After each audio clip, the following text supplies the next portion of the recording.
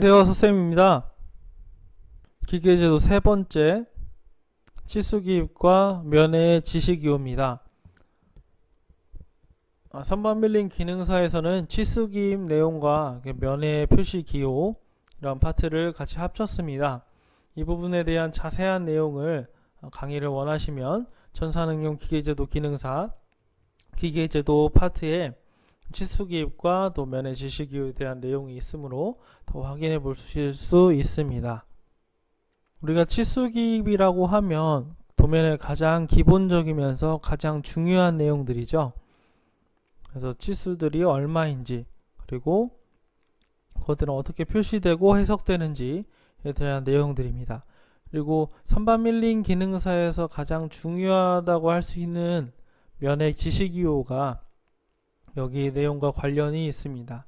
그래서 그 면을 어떻게 표시하는지, 거칠기, 표면 거칠기와 표면 줄무늬를 표시하는 방법들은 어떤 것이 있는지 그런 것들에 대한 내용을 한번 살펴보도록 하겠습니다. 치수기입에 있는 원칙들은 꼭 한번 읽어보시고 여러분은 당연한 내용들입니다. 그래서 이와 관련된 선반 밀링 기능사 필기시험에 대한 원칙을 물어보는 유형의 문제들은 그렇게 자주 출제되지는 않습니다. 그래서 꼭 한번 읽어보시고 참고해 보시길 바랍니다. 그래서 기본적으로 기계 제도에서는 밀리미터 단위로 기입을 합니다. 그리고 단위 기호는 붙이지 않습니다. 그래서 어떤 치수가 이렇게 보조기호가 있고 화살표가 있고 10이라는 치수가 잡혀져 있다면 일반 실생활에서는 센티미터가 일상생활에서 많이 쓰이죠. 근데 기계 분야에서는 밀리미터 단위를 가장 기본적으로 사용합니다. 단위가 쓰여져 있지 않다라고 하면 밀리미터 단위로 꼭 알아두시면 되겠습니다. 이런 치수들을 배치하는 방법은 세 가지 정도가 있습니다. 하나는 직렬치수기법, 하나는 병렬치수, 그리고 누진치수, 또 좌표계를 이용한 치수기법 이렇게 있는데요. 그림을 한번 보시면 직렬치수는 각 치수들을 일직선상으로 하나하나씩 독립적으로 이렇게 표시해 둔 방법을 직렬치수기법이라고 합니다. 그리고 병렬치수기법은 치수를 위로 이렇게 차곡차곡 쌓은 것이죠. 어떤 기준면을 따라서 병렬로 이렇게 치수를 배열한 것을 병렬치수기법이라고 합니다. 누진치수기법은 어떤 기준점을 따라서 치수를 계속 누적해서 기록하는 방법이죠. 그래서 여기서 여기까지가 150, 여기서 여기까지가 420, 여기서 여기까지가 640 이렇게 되는 것입니다.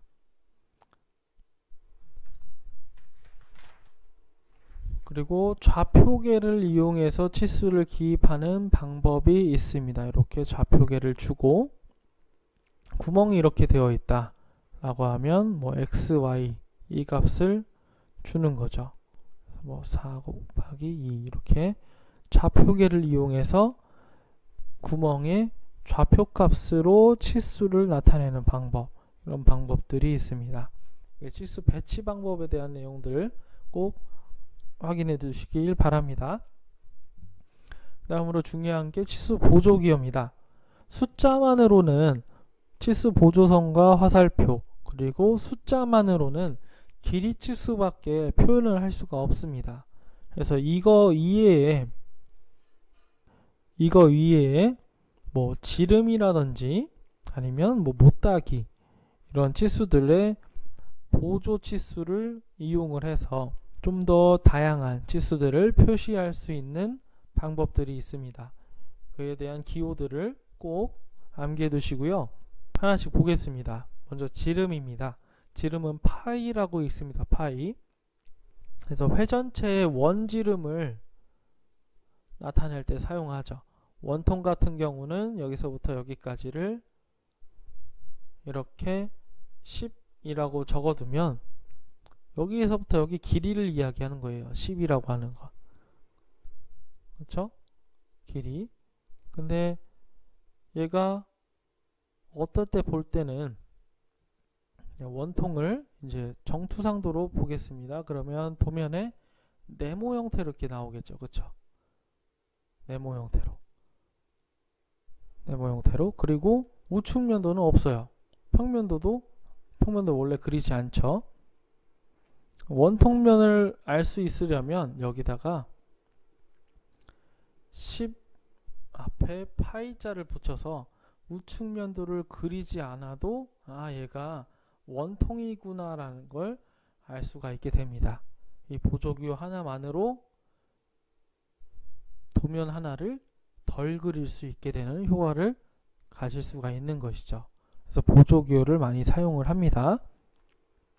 그런 용도로 많이 쓰이는 것이고요. 그래서 기호를 보면 파이라는 기호는 지름을 이야기하고요. 그리고 R이라는 것은 반지름을 이야기합니다. 그리고 구슬 같은 쇠구슬 같은 경우는 9라고 하죠. 그래서 S파이 그리고 SR 9의 반지름 그리고 정사각형은 이렇게 네모를 사용합니다. 못따기라고 하면 이렇게 45도 각도를 가진 못따기를 이야기합니다. 그래서 여기다 지시기호로 C2라고 하면 못따기의 의미는 이렇습니다. 여기를 2mm 떨어져 있는 곳, 여기 2mm 떨어져 있는 곳. 바깥에 비해서 가로로 2mm, 그리고 세로로 2mm 떨어져 있는 대각선의 가공을 못따기라고 합니다. 못대기. 그리고 두께, 판의 두께, 스몰 t로 표시를 합니다. T30이라고 하면 몇 mm일까요? 그렇죠. 30mm죠. 기계에서는 밀리미터 단위를 쓴다고 했죠. 30mm 두께를 가진 3cm 두께를 가진 판을 이야기를 합니다. 그리고 원호의 길이는 숫자 위에 이렇게 원호의 길이를 표시하고요. 참고치수는 가로로 표시합니다. 그리고 이론적으로 정확한 치수 안에다가 숫자를 표시합니다. 그래서 보조기호는 꼭 암기해 두고 계셔야 합니다. 그 다음에 이제 면의 지시기호입니다. 우리가 면의 지시기호를 하기 전에 표면 거칠기에 대한 내용을 한번 볼 텐데요. 이렇게 공작물이 이렇게 있습니다. 밀링 커터로 평면 가공을 해서 면을 가지고 왔는데 이 A라고 하는 면을 현미경으로 들여다보니까 얘가 이렇게 굴곡이 이렇게 져 있어요. 현미경으로 보니까 손으로 만졌을 때는 매끈매끈한 면인데 자세히 마이크로 단위로 보니까 굴곡이 지어져 있어요. 이 굴곡에 사람이 너무 작기 때문에 느끼지 못할 뿐이지 분명히 굴곡이 있습니다. 이 굴곡이 작으면 작을수록 좀 더 표면이 매끈한 면이겠죠. 그렇죠? 같은 말로 표면 조도가 좋다고 합니다.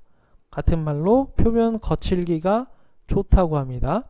표면 거칠기가 좋다는 얘기는 표면이 거칠지 않다는 얘기예요. 그렇다는 얘기는 이 울퉁불퉁한 게 진폭이 작다는 얘기죠. A라고 하는 물체보다 공작물보다 B라고 하는 공작물이 더 표면 거칠기가 좋다는 얘기죠. 그러면 표면이 더 정밀도가 B가 더 좋은 거죠. 이렇게 생각해 볼 수 있습니다. 이러한 표면 거칠기를 수치로 나타낸 것을 이제 표면 거칠기 값이라고 합니다. 그래서 표면 거칠기 종류에는 이렇게 세 가지 정도가 있는데요. 최대 높이 거칠기 Rmax라고 이렇게 씁니다. 그리고 10점 평균 거칠기, 그리고 중심선 평균 거칠기, RA 산술 평균 거칠기라고도 합니다. 이제 하나씩 보면 최대 높이 거칠기라고 하면 이렇게 거칠기 현미경으로 봤을 때 거칠기가 있으면 가장 높은 거칠기하고 가장 낮은 거칠기하고의 차이를 수치로 나타낸 것을 최대 높이 거칠기 Rmax라고 하고요. 그리고 10점 평균 거칠기는 가장 높은 곳 5곳과 가장 낮은 곳 5곳의 평균값을 나타낸 숫자로 나타낸 것을 RZ, 그리고 평균선을 중심선을 기준으로 해서 면적의 합을 측정한 것이죠. 네, 튀어나온 쪽은 플러스로 계산하고 들어가 있는 쪽은 마이너스로 계산해서 이 면적의 합을 측정한 것, 또는 이 면적의 최대 면적을 측정한 것을 가지고 숫자로 표현해낸 값입니다. 원리는 그렇게 중요하다고 보지는 않고요. 중요한 것은 결국에 많이 사용하는 것은 산술 평균 거칠기를 가장 많이 사용합니다. 선박 밀링 기능사에서는요. 그리고 이 숫자가 작으면 작을수록, 이게 크면 클수록 진폭이 크다는 얘기죠. 울퉁불퉁하다는 얘기죠. 그러니까 숫자가, 이 값이 작으면 작을수록 면이 좋다는 얘기입니다. 정밀도가 높다는 얘기죠. 표면 조도, 표면 거칠기가 좋다는 얘기죠. 그것을 여기에서 볼 수가 있어요. 네, 표면 거칠기의 표준 수열이라고 해서 RA는 중심선 평균 거칠기, 우리가 다시 얘기하는 산술 평균 거칠기죠. Rmax는 최대 높이 거칠기죠. 그리고 RZ는 10점 평균 거칠기예요. 네, 그 중에서 RA를 중점적으로 보겠습니다. 지금 거친 다듬질은 25A 정도 돼요. 근데 좀 내려보면 보통 다듬질 6.3A, 엄청나게 줄어듭니다. 정밀 다듬질은 1.6A, 연마 다듬질은 0.2A까지 나와요. 그러니까 초정밀 고급 가공면이면 연마 다듬질까지 옵니다. 보통 정밀 입자 가공까지 오게 되는 것이죠. 우리가 생각하는 밀링 선반으로 가공하는 가공 거칠기는 거친 다듬질 정도에 속한다고 보시면 됩니다. 25A 정도 속한다고 보면 돼요.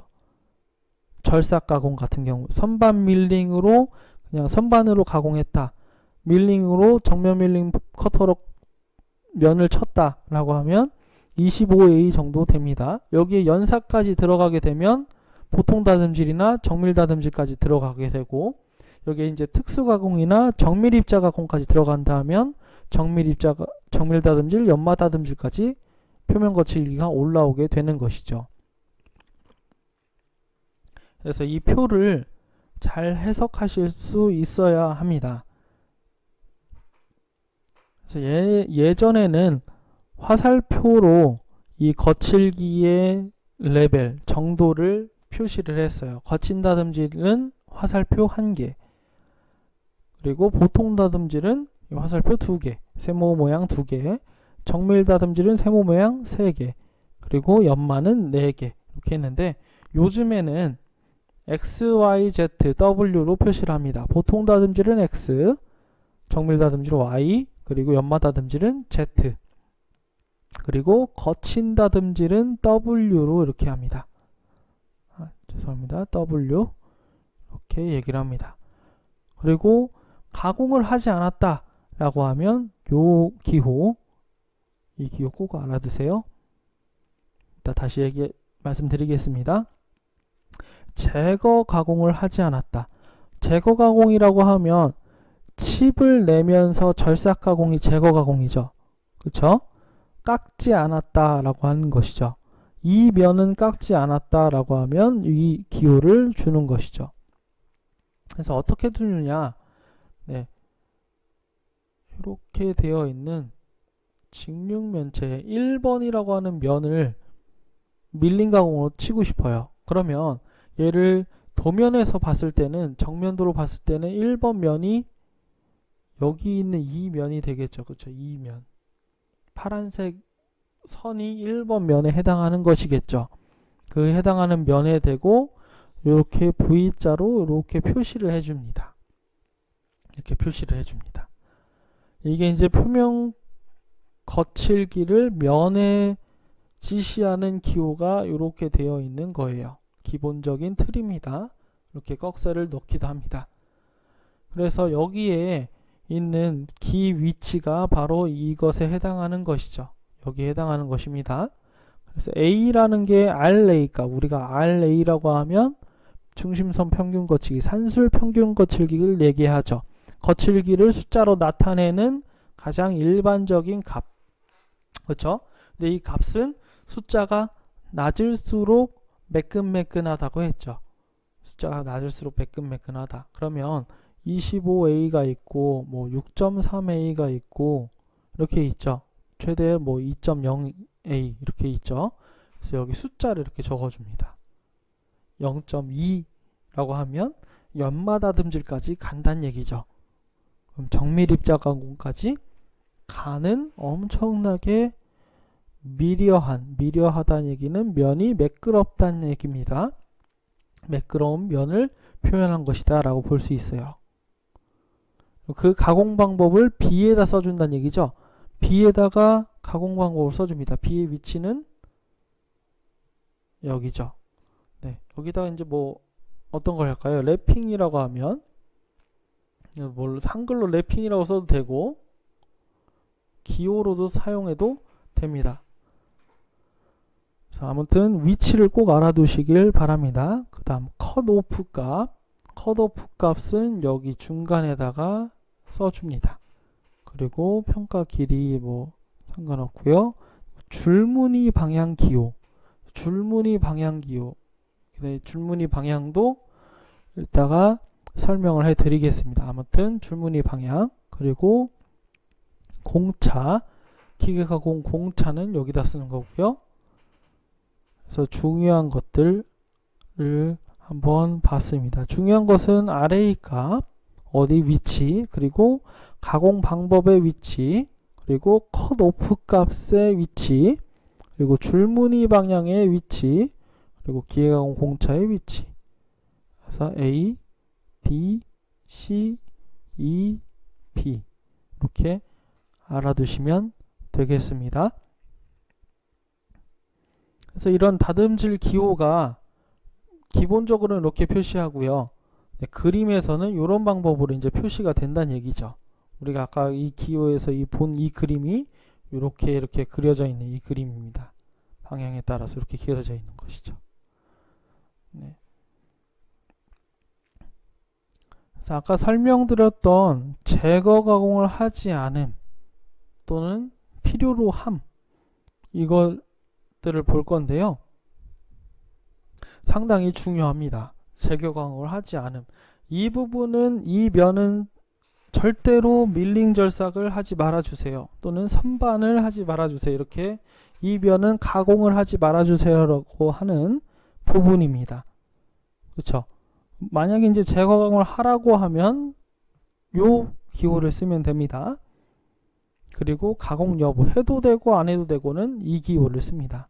시험 문제 많이 나오는 건 이 기호를 많이 물어보게 됩니다. 왜냐하면 선반 밀링을 가장 기본적으로 함에 있어서 도면을 해석할 줄 알아야 하는데 그 가장 기본이 여기거든요. 그렇죠? 제거 가공을 분명히 하지 않으라고 지시를 했음에도 작업자가 이걸 해석하지 못하고 제거 가공을 할 수 있는 경우가 생기겠죠. 그런 불상사를 만들지 않기 위해서 꼭 암기해 두셔야 합니다. 가공을 하는 건 이 기호고 하지 않는 건 이 기호죠. 그리고 줄무늬가 있습니다. 줄무늬 방향과 기호. 그래서 여러 가지 줄무늬가 있는데요. 밀링이나 선반을 이제 돌려보신 분은 아실 겁니다. 밀링 커터를 돌리면 잘 깎였다고 해도 밀링 커터가 지나간 면이 이렇게 생기는 걸 보실 수가 있습니다.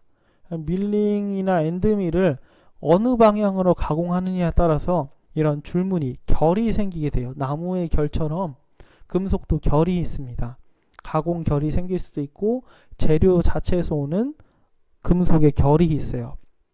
이런 결들을 우리가 만들어 줄 수 있는데 그러한 만들어 주는 것을 지시하는 표현 방법이 바로 이 면의 지시기호에 있습니다.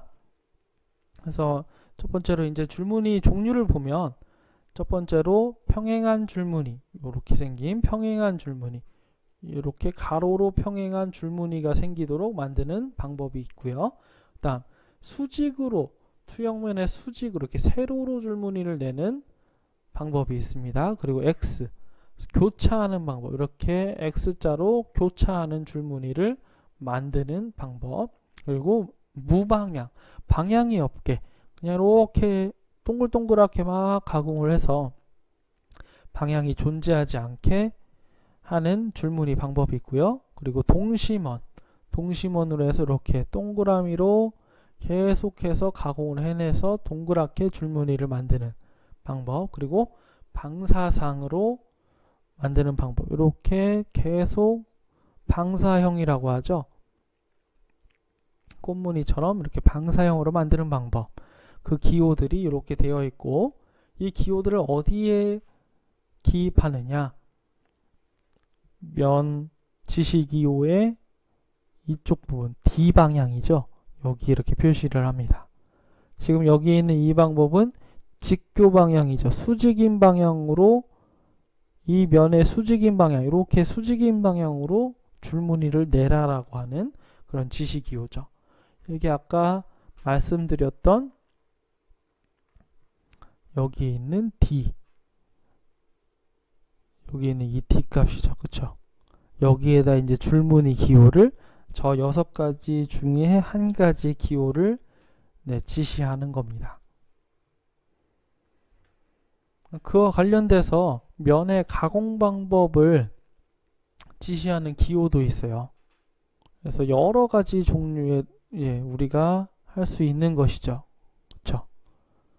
그러면 가장 기본적인 선반, 레스의 앞에 자를 따서 선반, 그리고 밀링, 밀링의 앞자를 따서 밀링, 드릴링 D, 보링 B, 그리고 많이 쓰이는 거 리머 FR, 연삭가공 그라인딩의 앞자를 따서 G, 그리고 호닝 GH, 그라인딩 호닝, 그리고 여기 랩핑 다듬질 FL, 줄 다듬질 많이 쓰죠. FF, 이런 것들을 볼 수가 있습니다. 주조 캐스팅의 앞자를 따서 C, 이런 것들을 꼭 알아두시길 바랍니다. 그러면 아까 여기 있던 것도 이 면의 가공 기호는 어디다 쓰냐? 여기다 쓴다고 했죠. B, 여기다 쓴다고 했죠. 그럼 여기 있는 여기다 쓰는 거죠. 랩핑이라고 하는 건 FL이었죠. 한번 확인해 보시길 바랍니다. 그럼 이렇게 예를 들어서 이렇게 한번 해볼까요? R. 자, 이 지시기호는 이렇게 지우면 기호만 이렇게 보고 있자면 3가지 정도의 정보를 알 수 있습니다. 랩핑이라고 해서 정밀 입자 가공까지 가고요. 그리고 그 입자 표면 거칠기 정도는 0.2 산술 평균 거칠기, 0.2 A까지 가는, 연마 다듬질까지 가는 초정밀 고급 가공면, 이렇게 생각할 수가 있죠. 그리고 여기에는 줄무늬 기호도 있죠. 줄무늬 기호가 있으니까 방사상으로 줄무늬 기호가 있겠구나, 이렇게까지 알아볼 수가 있습니다. 그래서 우리가 면의 지시기호들을 조금 자세하게 다뤄봤고요. 이런 것들은 우리가 밀링 가공할 때나 선반 가공할 때, 절삭 가공할 때 특히나 꼭 알아둬야 하는 개념들입니다. 그래서 이거와 관련된 필기시험의 출제 유형들이 자주 출제가 됩니다. 그리고 마지막으로 기계 재료의 표시 방법입니다. 우리가 자주 쓰는 기계 재료 같은 경우는 이 표시 방법들이 있어요. 그래서 일정한 표시 방법들이 있는데 많이 사용하는 건 SM45C를 많이 사용합니다. 연강이라고 하는데요. 앞에 S자는 스틸의 앞자입니다. 강. 그리고 M자는 기계 구조용 탄소 강제를 이야기합니다. 여기에 함유되어 있는 45C, C라고 하는 게 탄소 함유량을 이야기하고요. 45가 100분의 45란 얘기입니다. 그러면 0.45% 정도 된다는 얘기죠. 0.45% 탄소가 들어있는 탄소강, 기계 구조용 탄소강을 이야기합니다. 그러면 SM20C도 있거든요. 20C는 어떻게 될까요? 기계 구조용 탄소강인데 탄소가 100분의 2만큼, 0.20만큼, %C만큼 들어있다. 이렇게 해석하시면 되겠습니다. 그리고 다른 것들을 한번 읽어보시고요. 그리고 하나 더 적어드리면 STC는 공구강인데 탄소 공구강이고요. 보기로 자주 나옵니다. STS는 합금 공구강입니다. 그리고 STD도 합금 공구강이긴 한데 얘는 다이스에 쓴다고 해서 다이스강이라고도 합니다. 그리고 SKH 얘는 고속도강이죠. 네, 그래서 이렇게 4개도 알아두시길 바랍니다. 그래서 뭐 STS3 이렇게 뒤에 숫자가 붙어서 이렇게 나오는데요. 당황하지 마시고 합금 공구강이구나 이렇게 알아두시면 되겠습니다. 네, 이와 관련돼서 기출문제들을 한번 정리해 봤습니다. 치수기입과 면의 지시기호에 대한 내용들은 이제 실기시험에 가서도 필요한 내용들입니다. 그래서 꼭 지나치지 마시고 꼭 확실하게 정리해 두시고 암기해 두셔서 필기시험 뿐만 아니라 실기시험에서도 꼭 활용할 수 있게 공부해 두시면 될 것 같습니다. 감사합니다.